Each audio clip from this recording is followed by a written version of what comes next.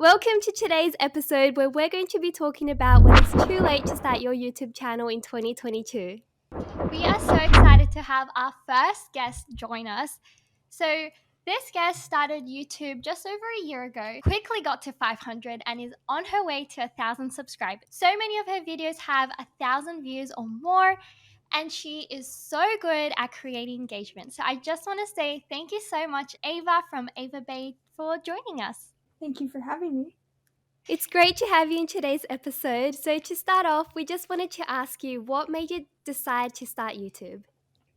So I started YouTube because it was a creative outlet for me. I really like to film and edit, so I got to use those skills and use it in YouTube and practice them. And I'm an introvert, so I had a hard time like expressing myself in front of people live. So I found it was really good for me to get to kind of practice being myself in front of the camera, so that when I interact with people in real life, then it was a little bit easier for me. So that's so nice to hear. And it is really interesting. I think a lot of YouTubers are introverts, although maybe many appear to be extroverts on camera. I know I always find it a little bit strange because I know there are people watching us and they see us being super excited and really lively, and then when they meet me it's like I'm much more quieter and reserved until you get to know me. So I definitely feel what you're saying. I totally agree with you.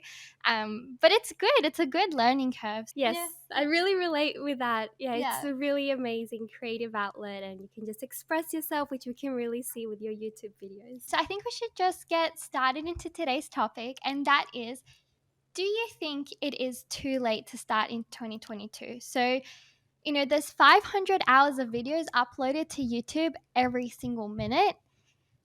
Do you think it's too saturated, or do you think someone can start in 2022?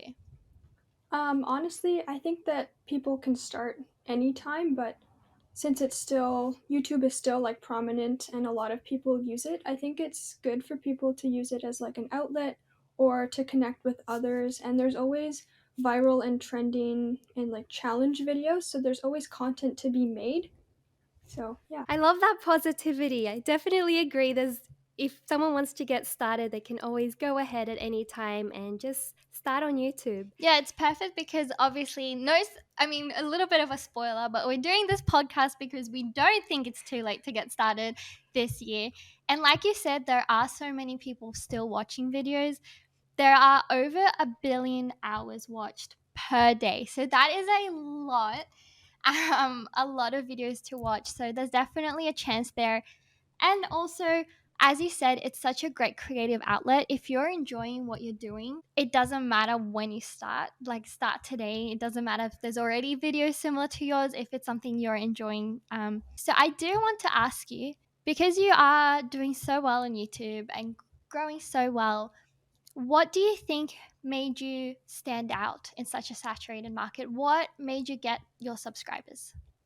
I think that I got a lot of subscribers later on when I started being more engaging with my subscribers. And watching other people's videos and really giving them positive feedback and comments really helped because it created almost like a friendship with a lot of YouTubers, and we wanted to watch each other's videos.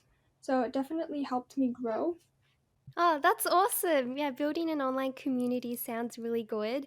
So, do you have any examples of how you actually reached out to people or what sort of comments you made in their videos or DMs that you sent them? Well, like on other people's YouTube videos, I would usually pick super specific and detailed things about their video so that it wouldn't be like I just kind of skipped through the video and I really watched and gave them some nice comments and feedback, which I think people appreciated. Yeah, no, I think that's a great advice for anyone starting.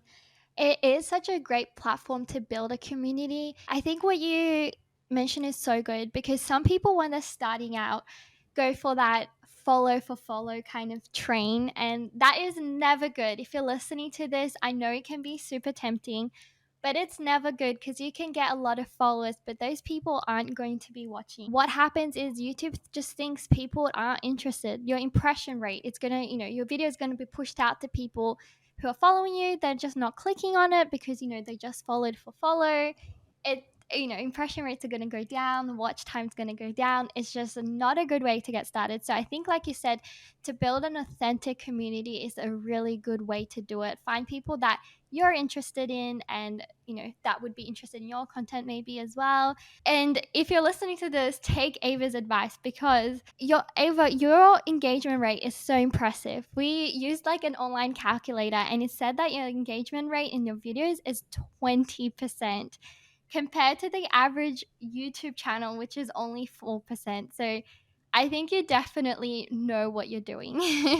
No, exactly. Wow, It's good I to hear, had right? No, no it's idea. definitely really good. So, do you still watch these people's content, and how do you do that? Because you obviously, like, you still have life outside of YouTube. Like, you might have school, or chores you have to do. So, how do you balance that? Do you still watch those people's videos that are commenting on yours? I do still watch those people's videos all the way through, so that they know I've watched it and they feel like I'm being like honest about what I've seen. And I balance it by kind of like taking breaks in between school. So like every hour or so, I'll take like a little break, maybe answer some comments, DMs, things like that, and anywhere I can find like some time. That is a really good approach, and it's great to hear that it's real engagement. You are engaging with people who are genuinely interested in, and they return You know the what? Because engagement as well. I think that's important. So many people, if you're starting a channel, it's probably because you watch YouTube. So you don't want to just start watching random people's videos. It's just about watching the videos you would maybe normally watch, finding new channels, and when you do watch, leave comments, because Yeah. you're gonna have the time that you're gonna need to take a break, like you said. So you might as well, once you watch the video, make a comment, leave something nice, something detailed, like you mentioned. And yeah, I think that's such a good idea, because I definitely need to take that more on board, because I end up watching a lot of videos, and I watch like TikToks, and it's just kind of endless, and I haven't commented on anyone's video, but I have watched a lot of people and have been genuinely interested in their content. So it's a good, I think, to maybe get started and commenting. But yeah, for all the people listening, don't be afraid to comment. It sounds like that's how you're going to really build your connections. The other thing I wanted to ask is, to stand out, you definitely want to make the best out of the platform. And one thing that YouTube right now is really pushing out is YouTube Shorts. So we've seen like billboard ads on buses. I don't know if it's just in Australia or if it's elsewhere, but YouTube is really pushing out. And even if you don't have 1,000 subscribers, YouTube is giving out money for if you put YouTube Shorts. Not everyone, it's actually still quite random. They'll reach out to you. You don't know what's going to happen, but I'm just saying there's a lot of possibilities. So, Ava, I wanted to know, what's your opinion on YouTube Shorts? When you've posted them, what did you think? How did it go, the process? And then also, are you going to keep posting YouTube Shorts? So it's actually kind of a funny story. I posted a little video of my cat who actually passed away a year and a half ago, unfortunately. But she was under the Oh, I'm sofa sorry and about she that. was sneaking treats in. We were putting them on the floor. And I posted that to TikTok and it barely got any views. So I thought I would try posting a short once and it got 2.1K views, I think now. So I definitely think that that Oh, wow. helps with engagement rate, or sorry, not engagement rate, with your subscribers. I got, I think, 10 subscribers from that video alone, and it was only a few seconds. And yeah, I definitely think I will be posting more shorts because they definitely help a lot and they get more views. And yeah, it just helps like reach out to more people than just your current audience. I think that's a very good thing that to learn. Wow, that's really good that you got 10 followers, 10 Yes. subscribers when you're when you're still quite small is a lot.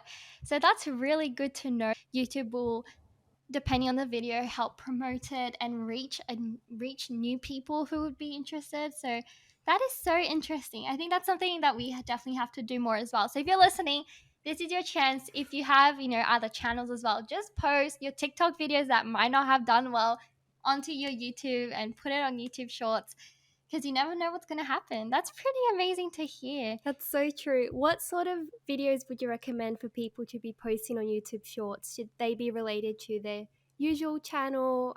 Should they be quite like short in length? What are your thoughts? I've only posted one, so I'm not exactly sure, but I think things that are more relevant to your usual content would be helpful because if people are seeing your shorts on YouTube, they'll maybe click on your channel and see what type of content that you're posting, so they might be more inclined to subscribe if they see some of your shorts have gone viral and then you make other longer videos on YouTube as well with the same type of content. That makes sense. Yeah, you want to be bringing in the right people, I guess. So it makes sense. The other thing that you mentioned earlier on when we were talking was how there's always new things that start trending and new challenges that are trending, which I completely agree with you.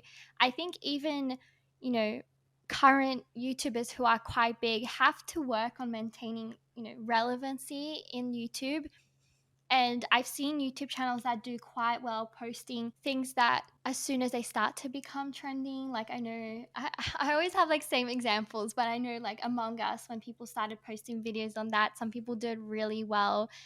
I think one YouTuber who has over 1 million now, how she did it with her vlogs was because she used Emma Chamberlain's name. So I think she did like dressing up like her or doing some clothing like hers right when Emma was like picking up. I think that's her name. I hope so. And now she has gained over 1 million. So I wanted to ask you how, if it's something that you've done or if you have any tips, how do you kind of find what's trending or how do you see what challenges are doing well? Maybe like going on bigger YouTubers' channels and seeing what content they've posted in the last few weeks, maybe, and seeing if any other YouTubers have posted videos like in the same relevancy that have done well. Because I know if you go on like Erica Diane's or Sydney Serena's, sometimes they start trends and then lots of other people do them and then it starts going viral, and then if you make one like within the same time frame, then it'll maybe get more views. Yeah, no, I think that's very smart looking at what other channels are doing. And if you use the same titles and challenges that people are, get excited about that challenge, start looking for it on YouTube. And if there's not much competition, even if you're a small channel, your video is going to rank there. And these people are looking for exactly what you posted. So as long as it's relevant to your channel, I think that's a really great way, like you said, to do. Ava, you've given us so much good advice today, so I think we can wrap up.